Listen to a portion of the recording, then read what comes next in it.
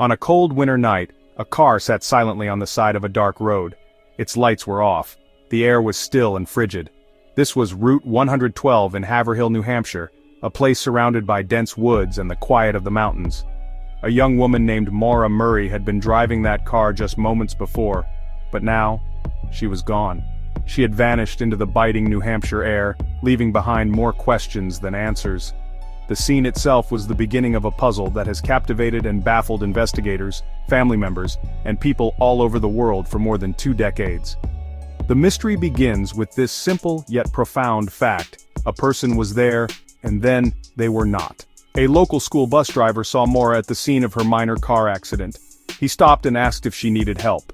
She told him she had already called for assistance, though there was no cell service in the area. By the time police arrived, only minutes later, the car was locked and Maura Murray was nowhere to be found. There were no footprints in the fresh snow leading away from the road. There were no signs of a struggle. It was as if she had simply evaporated from the face of the earth. This disappearance is so compelling because it defies easy explanation.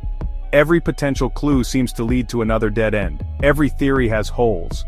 Was she a young woman in trouble who engineered her own escape? Did she wander into the unforgiving wilderness and succumb to the elements? Or did she encounter someone with violent intentions on that remote stretch of highway? A chilling reminder of how quickly a life can change direction on a lonely road. To understand the mystery of her disappearance, we must first try to understand the young woman at its center. Maura Murray was a 21-year-old nursing student at the University of Massachusetts Amherst. By all outward appearances, she was a bright and capable young woman. She was an accomplished athlete, a talented runner who had attended the prestigious West Point Military Academy before transferring to UMass.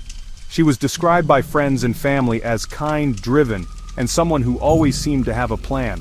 She was studying to help others, a path that requires compassion and strength. But beneath this surface of success and promise, Maura was navigating a series of personal challenges. Life was not as perfect as it seemed. She had recently been involved in a minor legal issue involving the use of a stolen credit card, a charge that was set to be dismissed if she stayed out of trouble. More recently, just 2 days before she disappeared, she was involved in a car accident in her father's brand new car. She was visibly upset and shaken by the incident. These events suggest a young woman who was under a significant amount of stress, perhaps feeling overwhelmed by pressures both big and small. Maura was part of a close-knit family from Hanson, Massachusetts. She was one of 5 children, and her relationship with her father, Fred Murray, was particularly strong. He had come to visit her at college the weekend before she vanished. They had gone car shopping and shared a meal. That ultimately led her to that dark road in New Hampshire on that fateful February night. The timeline just before Maura vanished is unsettling and filled with puzzling actions. On the morning of Monday, February 9, 2004, she sent emails to her professors, to her work supervisor at the university. She told them she was taking a week off due to a death in the family. Her family later confirmed there had been no death.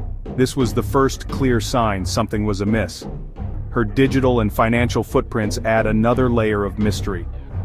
After the emails, she made several phone calls. She called about renting a condominium in Bartlett, New Hampshire. She called a fellow nursing student. Later that afternoon, she withdrew $280 from an ATM, nearly all her money. She then visited a liquor store, purchased a box of wine, purchased several bottles of liqueur. Maura then packed a bag. But it was strange and incomplete: toiletries, makeup, some clothes, her favorite stuffed animal. She left many belongings in her dorm room, unpacked from her weekend with her father. She got into her car, a 1996 Saturn sedan, and began driving north. Her destination was never confirmed. At some point during her drive, she checked her voicemail, heading toward an unknown fate. The quiet of the New Hampshire evening was broken around 7:27 p.m. A local resident living on Route 112 in Woodsville, a village in the town of Haverhill, heard a loud thud outside her home.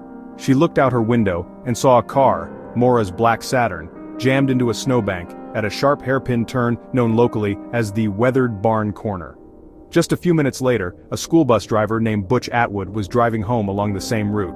He saw the car and pulled over to help. He found a young woman believed to be Maura outside the vehicle. He asked her if she was okay and if she needed him to call the police. She asked him not to call the police, claiming she had already called AAA for roadside assistance. This was a strange claim, as there was no cell phone service in that remote area, making a call impossible. Butch Atwood, respecting her wishes but feeling that something was not quite right, continued on his short drive home. Once he arrived, he decided to call the police anyway. His call came in at 7:43 p.m. The first police officer arrived on the scene at approximately 7:46 p.m., but when the officer pulled up, he found the car locked and abandoned. Maura Murray was gone. The crash on Route 112 was not just an accident, it was the last known point where Maura Murray was ever seen. The contents of Maura's car provided a strange and confusing snapshot of her final journey. When police were able to get inside the vehicle, they did not find a scene that suggested a violent struggle. Instead, they found a collection of personal items that seemed to tell a conflicting story. On the front seat and floor, they found an open box of Franzia wine and a spilled beverage that smelled of alcohol. This discovery suggested she may have been drinking while driving, which could explain why she might have wanted to avoid contact with the police after her accident. Alongside the alcohol, investigators found many of the items she had packed earlier that day, filled with toiletries, makeup, school textbooks. Printed directions to Burlington, Vermont were also found in the car. Her favorite stuffed monkey, a gift from her boyfriend, was left in the car. Crucially, some key items were missing. Maura's debit card, credit card, cell phone were not found in the car or at the scene. Neither her bank accounts nor her cell phone have been used since that night. A rag had been stuffed into the tailpipe of the Saturn. The windshield was cracked. Both airbags had deployed, indicating a significant impact. In the immediate aftermath of Maura's disappearance, law enforcement launched a search of the area surrounding the crash site. The New Hampshire Fish and Game Department, state police, local volunteers combed through the dense woods' rugged terrain. They used search dogs and a helicopter to scan the landscape from above. The conditions were incredibly difficult. It was February in the White Mountains, with deep snow on the ground and dangerously cold temperatures. Despite the extensive efforts, the initial searches turned up absolutely nothing. The tracking dogs reportedly followed a scent for about 100 yards east from the crash site, before it abruptly stopped in the middle of the road. This led many investigators to believe that Maura must have gotten into a vehicle. Maura's family, especially her father, Fred, became heavily involved in the search. Fred Murray traveled to New Hampshire almost immediately, and became a relentless advocate for his daughter. He was critical of the initial police response, believing they did not act with enough urgency. He conducted his own searches, distributed flyers, and spoke to the media at every opportunity. Without any new leads or evidence, there were few places for police to look. The trail was growing colder with each passing day. One of the most enduring theories is that Maura Murray chose to disappear. Proponents of this idea suggest that she was overwhelmed by personal problems and orchestrated a plan to run away and start a new life. The evidence for this theory points to her actions before she left. She lied to her professors about a death in the family to create a window of time for herself. She withdrew most of her money. She packed a bag. She researched a destination in New Hampshire. These actions could be interpreted as the calculated steps of someone planning an escape from their current life. The pressure she was facing could have been a powerful motive. She had the recent stress of the credit card fraud charge, even if it was minor. More significantly, she had just wrecked her father's new car 2 days before her disappearance, an event that reportedly left her very distraught. Some have speculated that she might have been dealing with other, more private issues that no one knew about. However, there are significant arguments against this theory. Friends and family, particularly her father, have always insisted that Maura would never abandon them without a word. It also seems unlikely that she would leave behind her car and most of her possessions if she were carefully planning a new life. Furthermore, in the many years since she vanished, it is hard to believe that she could have remained completely off the grid, with no financial transactions, no social media presence, and no contact with anyone from her past. The idea of a clean escape is compelling, but the reality is incredibly difficult to achieve. An equally plausible yet honestly heartbreaking theory is that Maura died by accident in the hours after she crashed her car. According to this line of thinking, she wasn't met with foul play, nor did she run away. Instead, she wandered into the vast, unforgiving wilderness of the White Mountains and succumbed to the elements. She might have been disoriented from the accident, possibly suffering from an unseen head injury. Fearing the arrival of the police because of the alcohol in her car, her first instinct might have been to flee and hide in the nearby woods. The environment would have been her greatest enemy. It was a frigid February night with temperatures dropping well below freezing. If she wasn't dressed for prolonged exposure to the cold, hypothermia could have set in very quickly. In a state of confusion and panic, she could have easily gotten lost in the thick forest that lines Route 112. The terrain is treacherous with steep inclines, uneven ground, deep snow.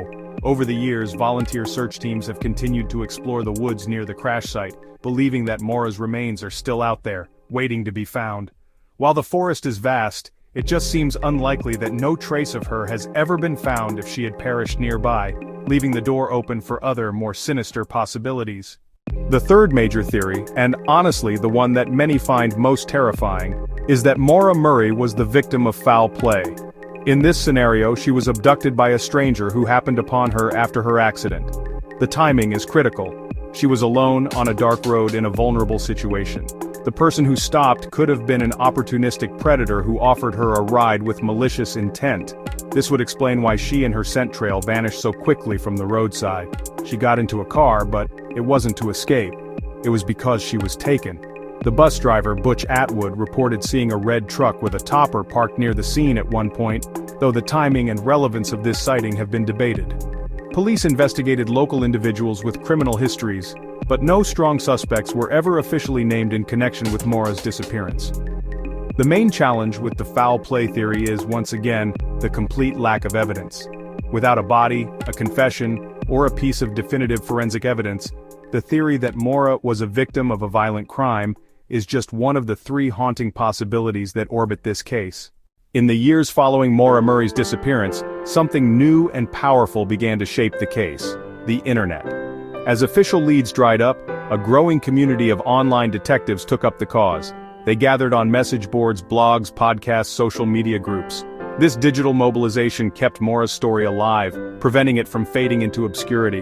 This online fascination turned the case into one of the first true crime mysteries of the digital age. Podcasts like Missing Maura Murray, a documentary series on the Oxygen Network, brought the story to a massive new audience. That constant discussion generated new tips and pressured law enforcement to revisit the case. The internet became a double-edged sword, a tool for awareness and a breeding ground for misinformation. For example, online sleuths pushed for a search of a basement in a house near the crash site after a new homeowner reported suspicious findings. Intense scrutiny also caused harm. Speculation led to harassment of baselessly accused people.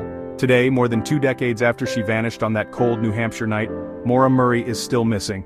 In recent years, there have been glimmers of hope. Advanced ground-penetrating radar has been used to search areas near the crash site. Small fragments of evidence have been sent for advanced DNA testing. That testing just wasn't available in 2004. Yet each new effort has so far ended in the same place, with no definitive answers. The enduring fascination with Maura's case speaks to a deep collective fear of the unknown. Her story is a chilling reminder of how easily a person can disappear from our modern world, despite technology and interconnectedness. She was a young woman on the cusp of her future, full of potential. Her story could be that of anyone's daughter. Her story could be that of anyone's sister. Her story could be that of anyone's friend. The desire to find her is not just about solving a puzzle. It's about restoring a sense of order and justice to a situation that feels chaotic and unfair. What happened on Route 112? Where did she go? The truth is still out there, perhaps buried under the snow, hidden in the memory of a person yet to speak, or locked away in a secret Maura took with her. Until that truth is found, she remains frozen in time, a 21-year-old student, a promising athlete, a beloved daughter. She drove down a dark road and vanished into a mystery that continues to haunt the American conscience. We continue to ask the questions, hoping that one day we will finally have an answer.